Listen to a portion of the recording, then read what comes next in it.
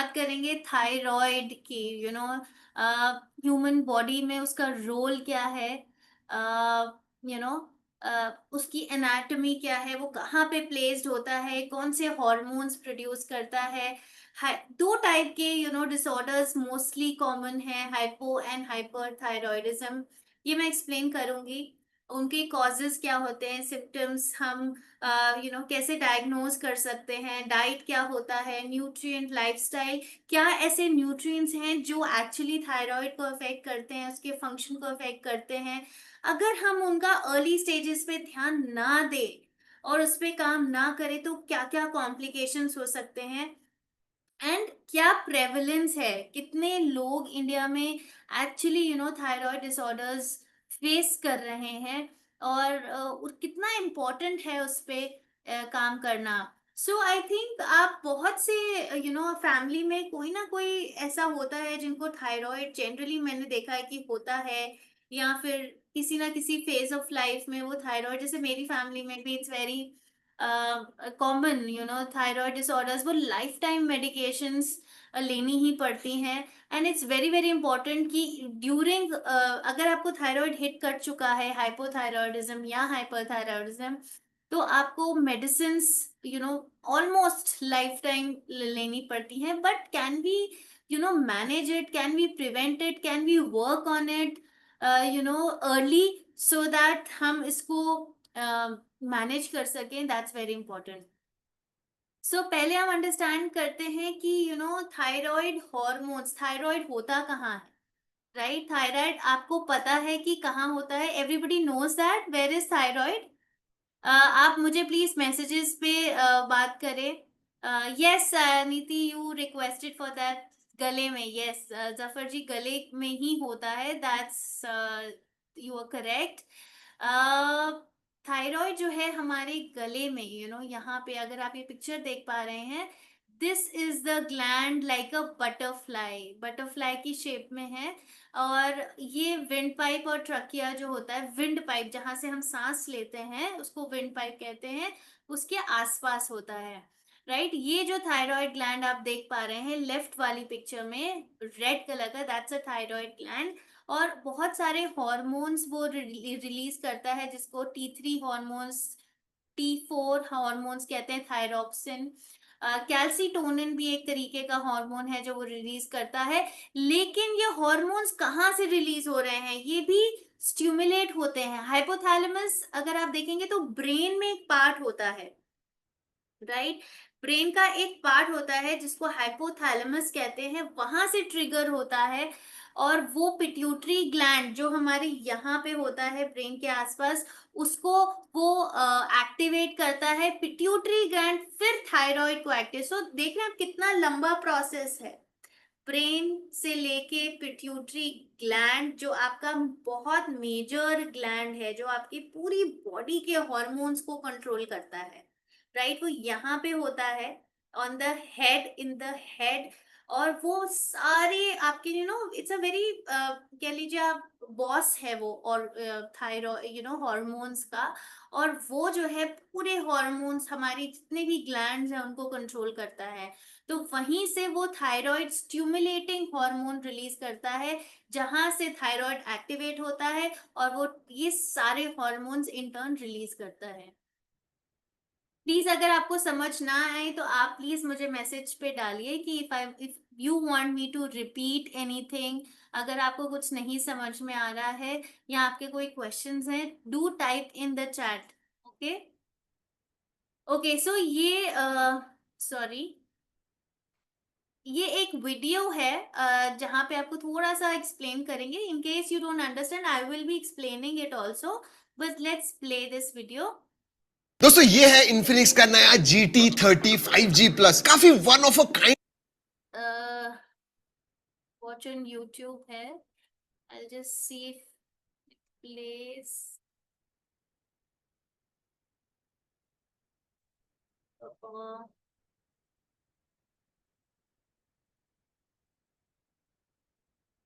दोस्तों ये है इन्फिनिक्स का नया GT30 5G प्लस, काफी वन और कोई फोन में नहीं मिलता है। काफी यूनिक फोन है जो I'll just आपको share my एक screen डिजाइन के again. साथ में एक शानदार गेमिंग और एडवांस एआई फीचर्स भी देता है।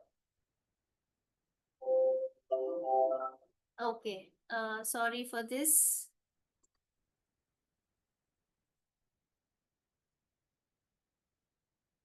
Okay. Sorry, थोड़ा सा इशू हो रहा है. Just let me correct it.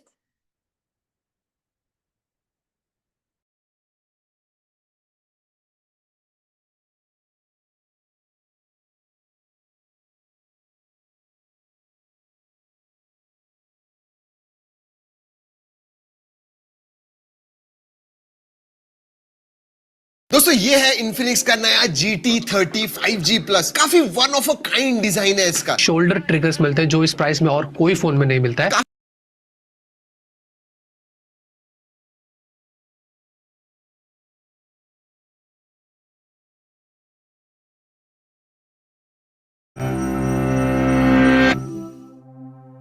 Nestled in the tissues of your neck is a small, unassuming organ that wields enormous power over your body. It's called the thyroid. Like the operations manager in a company, its role is to make sure that the cells in your body are working properly. It does that by using hormones to deliver messages to every single one of them. This high-ranking organ is made up of lobules that each contain मैं फिर से small, unassuming organ that wields enormous power over your body. It's called the thyroid. Like the operations manager in a company, its role is to make sure that the cells in your body are working properly. It does that by using hormones to deliver messages to every single one of them. This high-ranking organ is made up of lobules that each contain smaller cells called follicles, which store the hormones the thyroid sends out into your blood. Two of the most important hormones it produces are thyroxine and triiodothyronine, or T3 and T4. As messengers, the hormone's job is to instruct every cell in the body when to consume oxygen and nutrients. That maintains the body's metabolism, the series of reactions our cells perform to provide us with energy. This hormonal notification from the thyroid gets the heart pumping more efficiently and makes our cells break down nutrients faster. When you need more energy, the thyroid helps by sending out hormones to increase metabolism. Ultimately, the thyroid allows our cells to use energy, grow, and reproduce. The thyroid is controlled by the pituitary gland, a hormonal gland deep in the brain that oversees the thyroid's tasks, making sure it knows when to send out its messengers. The pituitary's role is to sense if hormone levels in the blood are too low or too high, in which case it sends out instructions in the form of the thyroid-stimulating hormone. Even in this tightly controlled system, however, management sometimes slips up. Certain diseases, growths in the thyroid, or chemical imbalances in the body can confuse the organ and make it deaf to the pituitary's guiding commands. The first problem this causes is hyperthyroidism, which happens when the organ sends out too many hormones. That means the cells are overloaded with instructions to consume nutrients and oxygen. They become overactive as a result, meaning a person with hyperthyroidism experiences a higher metabolism, signaled by a faster heartbeat, constant hunger, and rapid weight loss. They also feel hot, sweaty, anxious, and find it difficult to sleep. The opposite problem is hypothyroidism, which happens when the thyroid sends out too few hormones, meaning the body's cells don't have as many messengers to guide them. In response, cells grow listless and metabolism slows. People with hypothyroidism see symptoms in weight gain, sluggishness, sensitivity to cold, swollen joints, and feeling low. Luckily, there are medical treatments that can help trigger the thyroid's activities again and bring the body back to a steady. Yeah. So basically, ये जो thyroid है, दोस्तों ओहो, yeah, sorry. So thyroid is basically a hormone which is actually producing uh, hormones जैसे कि T3 T4 TSH जो होता है थायराइड स्टिमुलेटिंग हार्मोन पिट्यूटरी से रिलीज होके थायराइड पे आता है, और थायराइड फिर ये हॉर्मोन्स रिलीज करता है। और कभी कभी बहुत सारे रीजंस होते हैं, जैसे कि जेनेटिकल है या कोई इंजरी है या फिर लाइफस्टाइल डिसऑर्डर्स हैं, बहुत सारे मेडिकेशंस कई बार हमारा खुद का इम्यून सिस्टम ही रिएक्ट कर जाता है और हमारे थायराइड को अफेक्ट करने लगता है। सो ये अगर आप देखेंगे पिक्चर, तो इसमें थायराइड के फंक्शन है। मतलब मेजर जो है थायराइड जो है वो हमारे मेटाबॉलिज्म को अफेक्ट करता है। मतलब हम जो भी खाना खाते हैं उसको बर्न करने में, उसको उससे कैलोरीज या एनर्जी रिलीज करने के लिए बहुत बहुत जरूरी होता है। सो फर्स्ट आप लेफ्ट हैंड साइड देखेंगे तो उसमें कैलोरीज के लिए जरूरी होता है। फॉलिकल या एम्ब्रियो जो मतलब हमारा एक नया जीवन जो जनरेट करते हैं, जो एक बेबी प्रोड्यूस होता है, वो पहले एम्ब्रियो से होता है, राइट। वो छोटा सा फर्स्ट जो है, जब फर्टिलाइजेशन होता है तो एम्ब्रियो बनता है, उससे एक बेबी ग्रेजुअली डेवलप होता है। तो एम्ब्रियो डेवलपमेंट में भी थायराइड हॉर्मोन्स का बहुत बड़ा रोल है। हमारे टेम्परेचर, जैसे आपने पिछले वीडियो में देखा कि अगर जब हाइपर थायराइडिज्म हो जाता है तो हमको बहुत स्वेटिंग होने लगती है, हमारा बॉडी टेम्परेचर भी बढ़ जाता है। या हाइपोथायराइडिज्म, हाइपो मतलब लेस, हाइपर मतलब ज्यादा, हाइपर हाइपर एक्टिव कहते हैं ना उसको। तो हाइपर मतलब ज्यादा, हाइपो मतलब जब हमारे हॉर्मोन्स कम रिलीज हो रहे हैं, तो हमारे बॉडी टेम्परेचर को भी वो रेगुलेट कर रहा है। हमें ठंड ज्यादा लगती है अगर हमारा हॉर्मोन्स कम, हाइपोथायरॉयडिज्म होता है, हाइपर होता है तो हमको गर्मी ज्यादा लगती है, राइट। और बहुत सारे फंक्शन है, जैसे कि फीटल मतलब फीटस का जो छोटा बेबी एक माँ के अंदर होता है, उसके ब्रेन डेवलपमेंट के लिए भी ये हॉर्मोन्स बहुत जरूरी होते हैं। आपकी हार्ट बीट कितनी फास्ट है या स्लो है, उस पे भी इम्पैक्ट होता है इन हॉर्मोन्स का। नए सेल्स, जैसे आपका जो ग्रोथ है, जब बच्चा ग्रो कर रहा होता है, sales, rate of new sales का बनना भी जो है हॉर्मोन्स, ये हॉर्मोन्स इम्पैक्ट करते हैं। तो ओवरऑल ग्रोथ को भी ये इम्पैक्ट करता है, स्पेशली बच्चों में जब बच्चे ग्रो हो रहे होते हैं। मसल्स का कॉन्ट्रैक्शन, रिलैक्सेशन, स्पर्म और टेस्टोस्टेरोन का प्रोडक्शन, मतलब आप देख रहे हैं कि पूरी बॉडी के लिए ये हॉर्मोन्स कितने ज्यादा इंपॉर्टेंट हैं, कितना बड़ा रोल प्ले करता है। जब ये डिसबैलेंस होने लगते हैं हॉर्मोन्स, हाइपो मतलब थायराइड अंडर एक्टिव हो गया, मतलब वो उतना एफिशिएंट नहीं है, उतनी एफिशिएंटली वो हॉर्मोन्स नहीं प्रोड्यूस कर पा रहा है जितनी क्वांटिटी में प्रोड्यूस होने चाहिए। एक नॉर्मल बॉडी को चलाने के लिए उतने वो प्रोड्यूस नहीं हो रहे हैं, तब हम उसको हाइपोथायरॉयडिज्म कहते हैं। मतलब अंडर एक्टिव, स्लो कर देता है हमारी बॉडी के मेटाबॉलिज्म को, वो स्लो हो जाता है। हाइपर थायराइडिज्म मतलब ओवर एक्टिव, बहुत ज्यादा एक्टिव, बहुत ज्यादा हॉर्मोन्स प्रोड्यूस कर रहा है जो सारे सिस्टम्स को गड़बड़ कर देता है। तो ये डिसबैलेंस है। मेजरली अगर आप देखेंगे तो हमारे जो परसेंटेज है वो हाइपोथायरॉयडिज्म का ज्यादा परसेंटेज है हमारे इंडिया में, या कहीं भी डिसबैलेंस, ज्यादातर थायराइड जो है वो अंडर एक्टिव होता है। सो कॉज क्या है हाइपोथायरॉयडिज्म? हाइपो मतलब कम। So have you understood hypo और हाइपरथायरॉयडिज्म? हाइपो मतलब अंडर एक्टिव, जो आपके हॉर्मोन्स कम प्रोड्यूस हो रहे हैं बॉडी में, राइट। सो नॉर्मल थायराइड में अगर आप देखेंगे, लेफ्ट वाली जो पिक्चर है वो नॉर्मल साइज में है, नॉर्मल शेप में है। जब जब वो हाइपोथायरॉयडिज्म होता है तो उसकी जो शेप है थायराइड की, वो भी बिगड़ जाती है, वो एनलार्ज हो जाती है, इन्फ्लेमेशन हो जाती है उसमें। सो बहुत सारे रीजंस होते हैं। फर्स्ट है ऑटो इम्यून, जिसको हम हाशिमोटो थायराइडिटिस भी कहते हैं, that's a very technical name. लेकिन आप उसको ये समझ सकते हैं कि हमारा जो इम्यून सिस्टम है, जो हमको डिजीजेस से प्रोटेक्ट करता है, वो हमारी ही बॉडी को नुकसान करने लगता है। वो इतना एक्टिव हो जाता है, उसको लगता है कि हमारा जो थायराइड है वो ही हमारा बाहर से है, या वो ही हमारी बॉडी को हार्म करने लगता है। सो वो हमारी ही थायराइड को अटैक करने लगता है। और इसका रीजन एक्चुअली कोई जानता नहीं है कि ऑटो इम्यून डिसऑर्डर्स क्यों होते हैं। जेनेटिकल कुछ जेनेटिक्स में आपके डीएनए में कई बार इशू हो जाता है। दैट्स नॉट नोन कि इसका क्यों क्यों ऐसा हो जाता है, it's just happen sometimes. So auto immune मतलब आपका इम्यून सिस्टम ही आपके थायराइड को अटैक कर रहा है।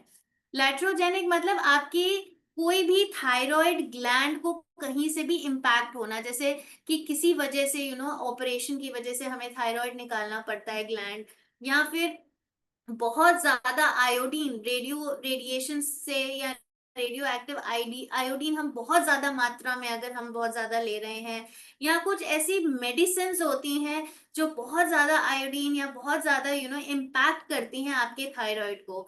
बहुत सारे एक्सटर्नल एक्सटर्नल फैक्टर्स होते हैं, राइट, जो हमको कई बार नहीं भी पता होते हैं, हमें नहीं समझ में आता है। That's why it's very very important कि आप अपने रेगुलर चेकअप्स कराएं, ताकि हम कुछ फैक्टर्स जो हमें नहीं पता है, right, external factors internal factors, वो कब हमारे थायराइड को या हमारे ग्लैंड को अफेक्ट करने लगे वो हमें नहीं पता लगता है। या फिर आयोडीन डेफिशिएंसी या एक्सेस कोई भी हो सकता है, वो आपके फंक्शन को डिस्टर्ब कर सकता है। आयोडीन की डेफिशिएंसी है अगर हमारी बॉडी में, या बहुत ज्यादा आयोडीन भी अगर हमने ले लिया है, तो भी हमारा थायराइड डिस्टर्ब हो जाता है। पिट्यूटरी मतलब आपको मैंने बताया था कि हमारा जो थायराइड है वो पिट्यूटरी से ही रेगुलेट हो रहा है। अगर पिट्यूटरी में ही कुछ डिजीज हो जाती है, या किसी इंजरी की वजह से हमारा पिट्यूटरी ग्लैंड ही डिस्टर्ब हो जाता है, तो फिर हमारा ऑफ कोर्स थायराइड या सारे हॉर्मोन्स भी डिस्टर्ब हो जाएंगे। सो ये हाइपोथायरॉयडिज्म का रीजन है। हाइपर का क्या है, अगेन जो ग्रेव्स डिजीज कहते हैं वहां पे हाशीमोटोज डिजीज कहते थे, यहाँ ग्रेव्स डिजीज कहते हैं, जहाँ पे आपका खुद की एंटीबॉडीज, खुद का इम्यून सिस्टम आपके थायराइड को हाइपर एक्टिव बना देता है। वहां पे अंडर एक्टिव बना रहा था, यहाँ पे आपके थायराइड को हाइपर एक्टिव बना देता है, जिसको ग्रेव्स डिजीज कहते हैं। या फिर आपके छोटे छोटे नोड्यूल्स, छोटे छोटे गांठें हो जाती हैं आपके थायराइड में। अगर आप लेफ्ट में पिक्चर देखेंगे, ये छोटी सी जो पिक्चर है, ये नोड्यूल्स बनने लगते हैं, इसको हम मल्टी नोड्यूलर गोइटर कहते हैं। और ये नोड्यूल्स की वजह से भी हो सकता है, या फिर थायराइडिटिस मतलब आपकी किसी भी रीजन की वजह से, कोई भी वायरल इन्फेक्शन की वजह से, जो हमें नहीं पता कौन सा virus, but any viral infection जो आपके थायराइड ग्लैंड को अफेक्ट कर जाए। कुछ टाइप के वायरल इन्फेक्शंस होते हैं, कुछ टाइप के वायरस होते हैं जो आपके थायराइड पे इम्पैक्ट करते हैं, आपके थायराइड इन्फ्लेमेशन हो जाता है, जिस वजह से हाइपरथायरॉयडिज्म हो जाता है।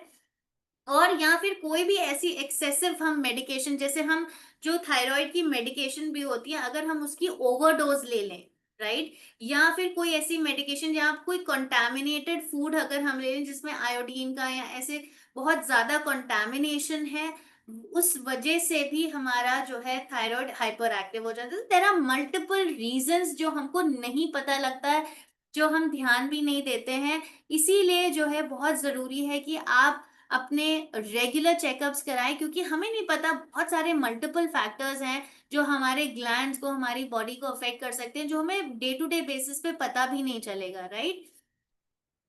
अब इनका जो है ये कैसे कैसे अफेक्ट करते हैं, अगर आप लेफ्ट साइड देखेंगे तो वो हाइपोथायरॉयडिज्म के बेसिकली कैसा हाइपोथायरॉयडिज्म आपकी बॉडी को कैसे अफेक्ट कर रहा है। आपका ओवरऑल मेटाबॉलिज्म मेटाबॉलिज्म स्लो हो जाता है। मेटाबॉलिज्म मतलब आपकी जो बॉडी है एट रेस्ट एनर्जी कंज्यूम कर रही है, राइट। आप सो रहे हैं, आपके सारे ऑर्गन्स आप रेस्ट पे भी हैं तब भी काम कर रहे हैं। जो मिनिमम अमाउंट ऑफ एनर्जी जो आपकी बॉडी में चाहिए होती है उसको बीएमआर या बेसल मेटाबॉलिक रेट कहते हैं, तो वो स्लो कर देती है। मतलब आपकी जो बॉडी की नॉर्मल एनर्जी कंजम्पशन होनी चाहिए वो कम हो रही है, और अगर वो कम होगी तो एक्स्ट्रा एनर्जी कहाँ डिपॉजिट होगी, आपकी बॉडी में एज अ फैट डिपॉजिट होने लगेगी, तो वेट गेन होने लगेगा आपका, क्योंकि आपकी बॉडी नॉर्मल से लेस एनर्जी कंज्यूम कर रही है, राइट। उतनी आप स्लगिश फील करेंगे, आपको डिप्रेशन होगा, एंजाइटी इश्यूज हो सकते हैं, कॉन्स्टिपेशन इश्यूज हो सकते हैं, आपका बॉडी टेम्परेचर कम हो सकता है, हाइपो मतलब कम, राइट? तो आपको ठंड महसूस ज्यादा लगेगी, आपकी स्किन, हेयर, नेल्स ड्राई होने लगेंगे। और हाइपरथायरॉयडिज्म में आपका मेटाबॉलिज्म जो है वो नॉर्मल से भी ज्यादा स्पीड अप हो जाता है। अगर ज्यादा एनर्जी कंज्यूम करने लगेगा आपका बॉडी, तो आपका वेट लॉस होने लगेगा, राइट? कई बार कहते हैं कि इसको तो थायराइड है, लेकिन ज्यादातर लोगों को सुना है कि उसका वेट गेन होता है, इसका तो वेट लॉस हो रहा है। लेकिन थायराइडिज्म में भी फर्क होता है, एक अंडर एक्टिव, एक ओवर एक्टिव। तो आपको स्लीप में प्रॉब्लम होगी, जब आपका मेटाबॉलिज्म इतना एक्टिव हो जाएगा तो आपको स्लीप में भी इश्यूज होंगे।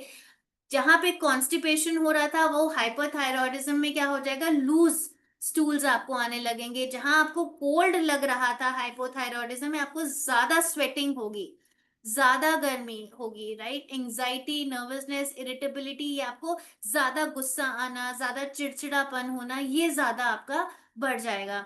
सो ऐसा नहीं है कि एक भी कोई सिम्टम आ रहा है तो आपको थायराइड है, ये मल्टीपल सिम्टम्स होते हैं।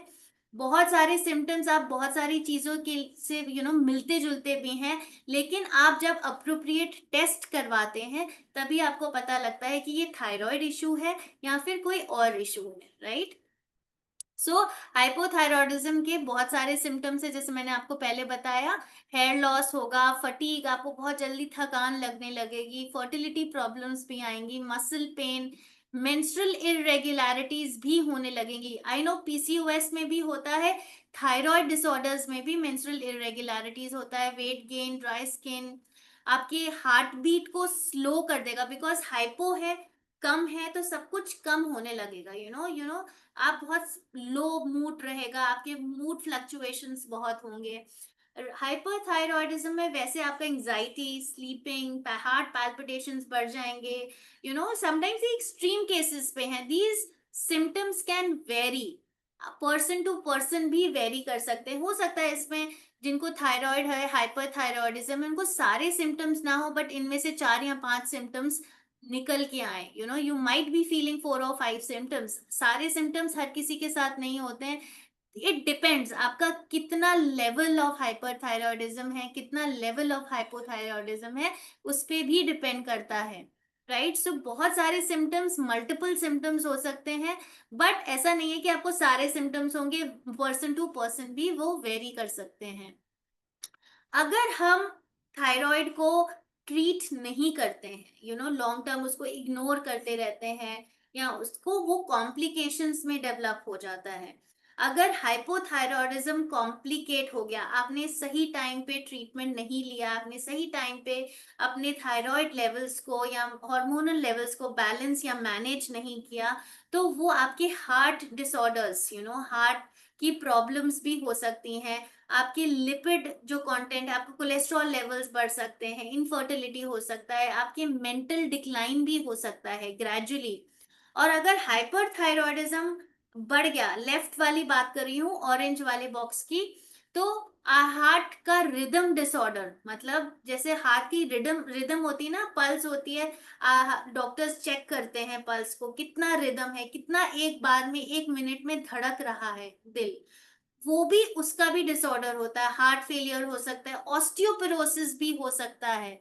मतलब आप थायराइड स्टॉर्म, मतलब इतना ज्यादा हॉर्मोन्स हमारी बॉडी में कई बार बढ़ सकता है कि वो लाइफ थ्रेटनिंग भी हो सकता है अगर हमने उस पे काम नहीं किया, राइट? सो राइट साइड में अगर आप देखेंगे, ये इमरजेंसी केसेस हैं, ये तो कॉम्प्लिकेशंस थे, ये इमरजेंसी है, जहां पे एक्सट्रीम थायराइड हो जाता है और वो डायरेक्टली जो है आपके हार्ट को, आपके कंफ्यूजन, मेंटल कंफ्यूजन होगा, ये मेडिकल इमरजेंसी है। और कोमा में भी बहुत लोग जा सकते हैं when it is untreated, long term complications अगर ये होते हैं। सो प्लीज आप डरिए मत, these are very very very complicated issues. जब हम उसको बहुत लॉन्ग टर्म अनट्रीटेड रखते हैं, या अगर हम ध्यान नहीं देते, रेगुलर मेडिसिन नहीं लेते हैं, तो ये कॉम्प्लिकेशंस या इमरजेंसी स्टेट्स आ सकते हैं। सो that is why it's very important कि आप अपने लेवल्स को वेरी वेरी रेगुलरली चेक कराएं। रिस्क फैक्टर्स, अच्छा, थायराइड होने का रिस्क कौन कौन सा हो, किनको किनको होता है? राइट। फीमेल्स में ज्यादातर देखा गया है 5 to 8 times more females are likely to have thyroid disorders. Family history में अगर आपके थायराइड डिसऑर्डर है तो वो भी अकरेंस उसका मोर लाइकली हो जाता है आपको। या अगर कोई मेडिकेशन अगर आप ले रहे हैं जिसमें हाई आयोडीन है, बहुत ज्यादा आयोडीन कंटेंट है, अगर वो आप लॉन्ग टर्म रहते हैं लेते हैं, अनरेगुलेटेड लेते हैं, सुपरविजन के अंडर नहीं लेते हैं, तो भी कोई भी मेडिकेशन अगर आप ले रहे हैं प्लीज सुपरविजन में ही लीजिए, कोई स्पेसिफिक मेडिकेशन है तो। राइट, अगर कोई डोसेज स्पेसिफिक बोली गई है तो आप उतना ही डोसेज लें, उससे ज्यादा या उससे कम अपने आप से ना करें। राइट, जहां ऐसे कुछ एरियाज होते हैं बहुत ही एरियाज जहां पे आयोडाइज्ड सॉल्ट नहीं मिल पाता।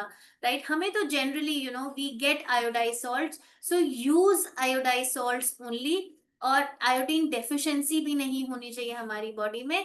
या फिर आप 60 के प्लस हैं, specially if you are female, because वहां पे हमारे हार्मोनल डिसबैलेंस होने लगते हैं, तो भी थायराइड का रिस्क फैक्टर बढ़ जाता है। या फिर रिसेंटली आपने कोई रेडिएशन थेरेपी ली है तो भी जो है रिस्क फैक्टर्स थायराइड होने का बढ़ जाता है।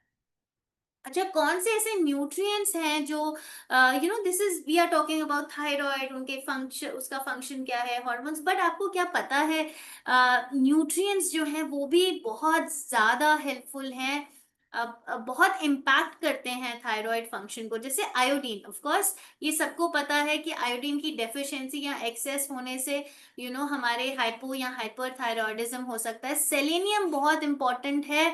थायराइड T4 जो थायराइड थायरॉक्सिन होता है उसको T3 में कन्वर्ट होना होता है, ताकि वो आपकी बॉडी में काम कर सके, आपके सेल्स तक जा सके, आपके सेल्स पे जाके आपके सेल को सपोर्ट कर सके। राइट, सो उसका कन्वर्जन के लिए सेलेनियम बहुत इंपॉर्टेंट है। तो हम लोग ध्यान ही नहीं देते हैं कि हम कितना सेलेनियम ले रहे हैं, क्या हम उसकी पूरी डोसेज ले रहे हैं, जितना रिक्वायरमेंट है क्या उतना सेलेनियम जा रहा है। बहुत सारे न्यूट्रिएंट्स जो है थायराइड के फंक्शन, जो नॉर्मल थायराइड ग्लैंड होता है उसके फंक्शन, नॉर्मल फंक्शन के लिए भी iron, zinc, vitamin D, vitamin A, B12, magnesium, ये सारे न्यूट्रिएंट्स जो हैं थायराइड के नॉर्मल फंक्शनिंग के लिए बहुत बहुत जरूरी होते हैं, हार्मोन प्रोडक्शन के लिए बहुत जरूरी होते हैं। ओमेगा 3 फैटी एसिड जो है, अगर कोई इन्फ्लेमेशन है हमारी बॉडी में उसको कम करने में और हमारे इम्यून सिस्टम को मॉड्यूलेट करने में बहुत हेल्प करता है। फाइबर और प्रोटीन, जब आपका एक्सेसिव वेट हो जाता है specially in cases of hypothyroidism, तब जो है फाइबर, गुड फाइबर कंटेंट जो 25 gram minimum, 25 to 30 grams per day, और प्रोटीन, आइडियल प्रोटीन जो आपकी बॉडी के लिए, आपकी बॉडी के जो है अकॉर्डिंगली जो कंज्यूम करना होता है, वो आपके वेट को मैनेज करने में हेल्प करता है। So there are lot of nutrients. आप देख सकते हैं कि हमें लगता है ये हार्मोनल इशू है, लेकिन I know that's a hormonal issue, लेकिन उसको बैलेंस करने के लिए, उसके नॉर्मल फंक्शनिंग के लिए, इन्फ्लेमेशन को कम करने के लिए ये हमारे न्यूट्रिएंट्स बहुत बहुत जरूरी होते हैं।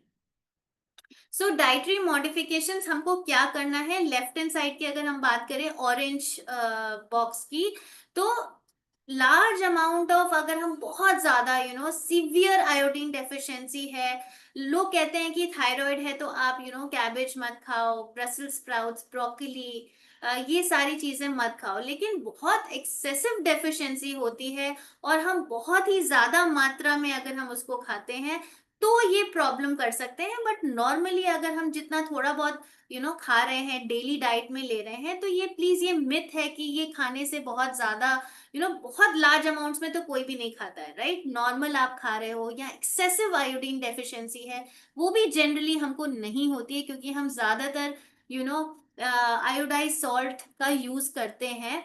तो ये जो है बेसिकली बहुत ज्यादा मात्रा में अगर ले तो हमारे थायराइड फंक्शन को थोड़ा बहुत अफेक्ट कर सकते हैं। राइट, आयोडीन सप्लीमेंट बहुत ज्यादा हाई डोसेज जो हमारी रिक्वायरमेंट से भी बहुत ज्यादा, so please whenever you take supplement तो आप ये जरूर चेक करें कि बहुत ज्यादा आयोडीन तो नहीं है, 100% RDA से भी ऊपर आयोडीन तो कोई नहीं दे रहा, तो वो जो है वो आपके डोसेज को, वो आपके फंक्शन को डिस्टर्ब कर सकता है। सोय, कैल्शियम और आयरन सप्लीमेंट, जब भी आप थायराइड मेडिकेशंस ले रहे हैं, अगर if you are already on thyroid medications, then कोई भी फूड जिसमें सोय है या कोई भी ऐसा सप्लीमेंट जिसमें सोय है या कैल्शियम है, आयरन सप्लीमेंट्स है, उनको आपको कम से कम 4 से 5 घंटे के गैप में ही, 3 से 4 घंटे के गैप में ही लेना है ये सप्लीमेंट्स। सो जनरली क्या होता है, जो थायराइड की मेडिकेशंस है वो एम्प्टी स्टमक डॉक्टर्स रेकमेंड करते हैं, ताकि आपका गैप हो, आप कोई भी आप चीज ले रहे हैं, एटलीस्ट 1 to 2 आवर्स, आप 1 घंटे का गैप हो तभी आप खाना खाएं, और सप्लीमेंट स्पेसिफिकली 2 से 3 घंटे के गैप में ही लें if you are on thyroid medications, right. Foods to include, firstly हमें ऐसा फूड इंक्लूड करना है, ऐसे न्यूट्रिएंट्स इंक्लूड करने हैं जो हमारे थायराइड फंक्शन को सपोर्ट कर सकें, जो मैंने आपको न्यूट्रिएंट्स पहले बताए थे। और अपना बॉडी वेट को मेंटेन करना है बोथ केसेस में। अगर आपका वेट लॉस हो रहा है तो हमें नॉर्मल बॉडी वेट तक आना है, अगर वेट गेन हो रहा है तो हमको फिर भी नॉर्मल बॉडी वेट पे आना है।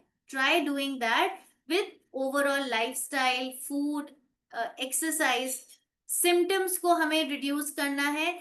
सिम्टम्स हम कैसे रिड्यूस कर सकते हैं, जब हम इन न्यूट्रिएंट्स को, इस डाइट को, फिजिकल एक्टिविटी को अगर हम इंक्लूड करेंगे तो हम सिम्टम्स को, उसकी एफिशिएंसी, उसको बेसिकली उसको इंटेंसिटी को कम कर सकते हैं। न्यूट्रिएंट डेफिशिएंसीज को हमें रिड्यूस करना है। हमारी बॉडी में जितनी ज्यादा न्यूट्रिएंट डेफिशिएंसीज होंगी वो सिम्टम्स को बढ़ा देंगी, right. Excess of caffeine, alcohol नहीं लेना है, क्योंकि ये हमारे न्यूट्रिएंट अब्जॉर्प्शन को रोकते हैं।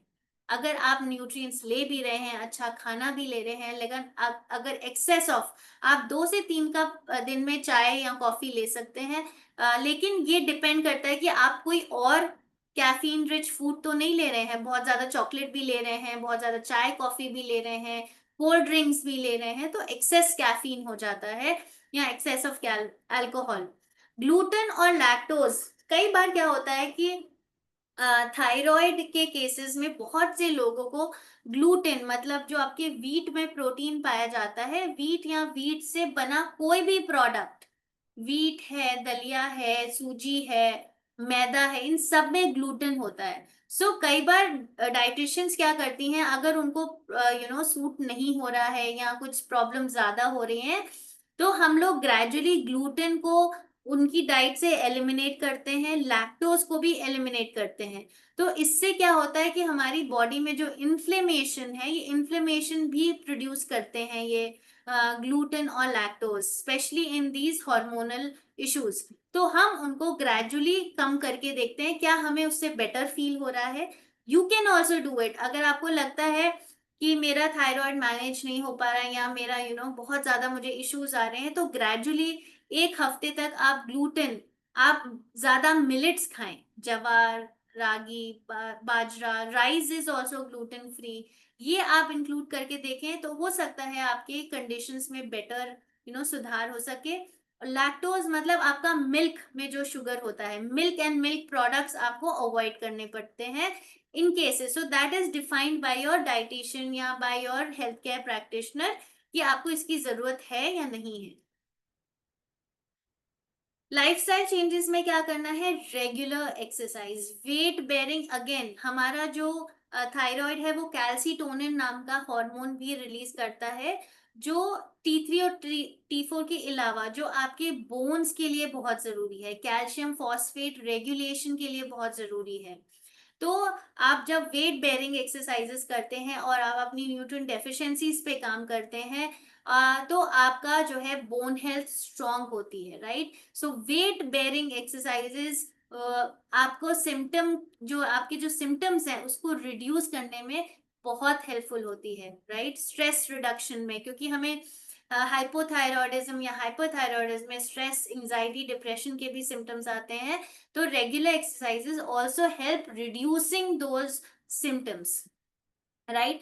आप अपनी मेडिकेशन जो भी ले रहे हैं प्लीज उसको स्टॉप नहीं करना है until and unless your doctor tells you, right.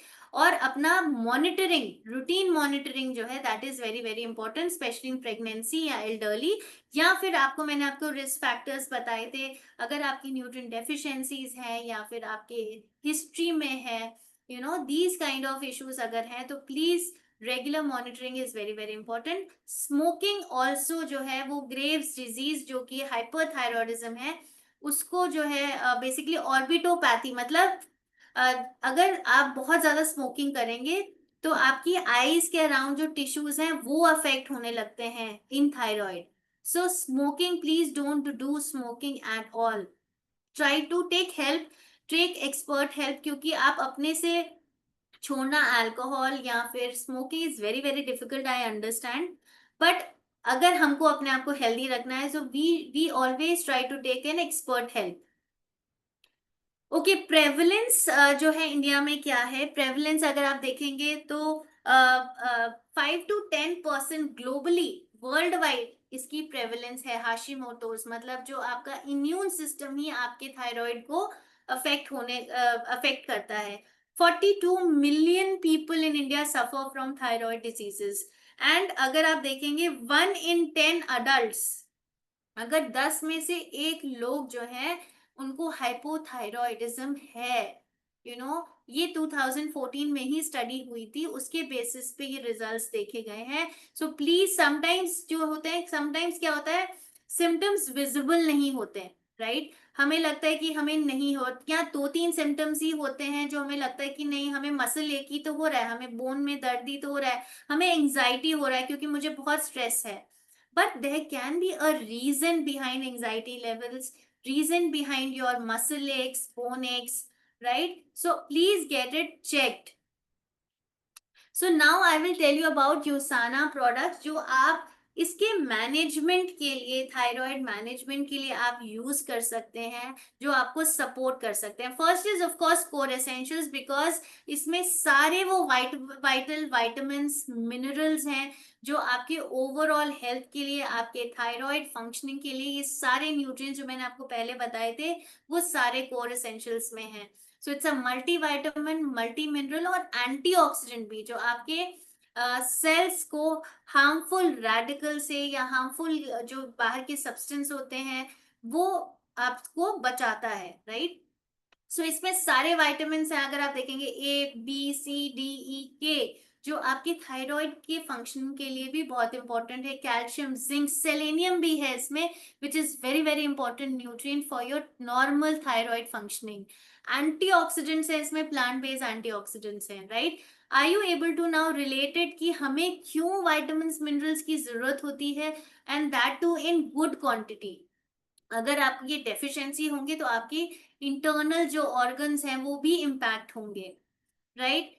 By omega, जैसे मैंने आपको बताया था, ओमेगा 3 फैटी एसिड जो है वो बहुत इंपॉर्टेंट होते हैं आपकी ओवरऑल इन्फ्लेमेशन को रिड्यूस करने के लिए। सो ओमेगा 3 फैटी एसिड्स आपके हर सेल का पार्ट है, राइट, मेम्ब्रेन का पार्ट है, आपके सेल्स को फ्लेक्सिबल बनाते हैं, आपके कितना न्यूट्रिएंट्स आना चाहिए, कितना बाहर जाना चाहिए, it basically covers your overall health. So ये core essentials Biomega is a necessity for everyone, मतलब not for complicated issues, वहां पे किडनी इश्यूज हैं या लिवर इश्यूज हैं, वहां पे हमें डॉक्टर का एडवाइस लेना है, but for general health everybody should take core essentials and Biomega because they are very very important for your overall health, right. Then इसमें EPA और DHA which is very very bioavailable omega 3 fatty acids, इसमें around 2 capsules में आपको 1100 milligram which gives you, ये recommendation है, IOM की recommendation है कि अगर आपको health benefits चाहिए तो आपका मिनिमम जो है 1100 मिलीग्राम ओमेगा 3 फैटी एसिड्स आपको दिन में लेने की जरूरत है, राइट। इसमें विटामिन डी भी है। देन कोक्यूनॉन, जैसे मैंने आपको बताया कि हाइपोथायरॉयडिज्म में, स्पेशली फॉर हाइपोथायरॉयडिज्म, अगर हमारी बॉडी का मेटाबॉलिज्म स्लो हो जाता है, राइट, एनर्जी प्रोडक्शन कम हो जाती है, हम बहुत लेथार्जी, स्लगिश, थकान महसूस होती है। तो ये कोक्यूनॉन, इसमें कोएंजाइम Q10 है जो आपके सेल की एनर्जी प्रोडक्शन को सपोर्ट करता है, right? This is an enzyme which your cells use up for energy production. So hypothyroidism में specifically this will be really helpful, जहां आपको थकान लग रही है, स्लगिश फील हो रहा है, आपको लगता है हमारी बॉडी में एनर्जी नहीं है, so this can really support energy production in your body. So इसमें एंटीऑक्सीडेंट भी है। सो ये दोनों जो है एंटीऑक्सीडेंट की तरीके से भी काम करते हैं, कोएंजाइम और अल्फा लिपोइक एसिड। सो आपके बॉडी सेल्स को भी प्रोटेक्ट कर रहा है, right? So that is very very important antioxidants का। और अगर मैं आपकी बात करूं, जो विटामिन सी है, डी है, ई है, these are also very powerful antioxidants. So ये हमें जरूरत है, डेली बेसिस पे हमको जरूरत है। न्यूट्रीमील एक्टिव आपको कैसे सपोर्ट करेगा? जब हम इवन वेट मैनेजमेंट के लिए, इन बोथ केसेस, राइट, जब हमें वेट लॉस करना है तो हम इसको एज अ मील रिप्लेसमेंट भी यूज कर सकते हैं। मतलब आप कोई ब्रेकफास्ट या लंच या any 2 meals you can skip, so that you get more of fibre, more of good quality protein, lower energy, so that आप वेट मैनेज कर सकें, वेट लॉस कर सकें। इन हाइपोथायरॉयडिज्म यू नीड सपोर्ट, आपको manage करना है, right? Manage करने के लिए हमको इन सारे न्यूट्रिएंट्स की, हेल्दी डाइट की, रेगुलर फिजिकल एक्टिविटी का सपोर्ट लेना ही पड़ता है। सो दिस इज बेसिकली, इसमें क्या है, वे प्रोटीन है विच is very very good quality protein, lean protein है जो आपकी मसल्स को सपोर्ट करता है, आपकी बॉडी में बहुत अच्छे से अब्जॉर्ब होता है। इसमें एसेंशियल विटामिन मिनरल्स हैं, इसमें फाइबर है और नेचुरल लिकरी रूट भी है जो कि काइंड ऑफ ये एंटी इंफ्लेमेटरी प्रॉपर्टीज भी रखता है। जो मुलेठी होता है, that has anti inflammatory properties as well. So जब ये कॉम्बिनेशन होता है ना, फाइबर का, प्रोटीन का, तो आपको फीलिंग ऑफ फुलनेस भी देता है। यू हैव मोर सटाइटी, आप कैलोरी कंज्यूम कम कर रहे हैं, लेकिन आपको साथ ही साथ इन न्यूट्रिएंट्स की डेफिशिएंसी नहीं होनी चाहिए when you are managing your weight. और जब हम वेट गेन करना चाह रहे हैं तो आप एज अ स्नैक ले सकते हो, राइट? आपको स्किप करने की जरूरत नहीं है, but you need good quality protein, you need these vitamin and minerals so that आप वेट गेन कर सके, राइट? आपकी एनर्जी लेवल्स अच्छे हो सके। So in both the cases, for hyperthyroidism जहां आपका वेट लॉस हो रहा है, आप as a snack, as a mid meal snack, as an evening snack इसको ले सकते हैं। अगर आपको वेट लॉस करना है, then you can replace one of your major meals with this so that आपका weight manage हो सके। But remember please, always, I always insist कि आपको holistic approach लेना है। देख रहे हैं आप, थायराइड इज सच कि अगर आप मेडिसिन लेंगे और आप इन चीजों पे काम नहीं करेंगे तो भी जो है आपका ये मैनेज करना is very very difficult, right? So holistic approach with diet, good diet, reduce your sugar intake if you want to do a weight loss, exercise करिए, वेट ट्रेनिंग करिए, और साथ ही साथ इन न्यूट्रिएंट्स का भी ध्यान रखिए कि आपको इन न्यूट्रिएंट्स की डेफिशिएंसी नहीं होनी चाहिए, right? So thank you so much, I think I was able to explain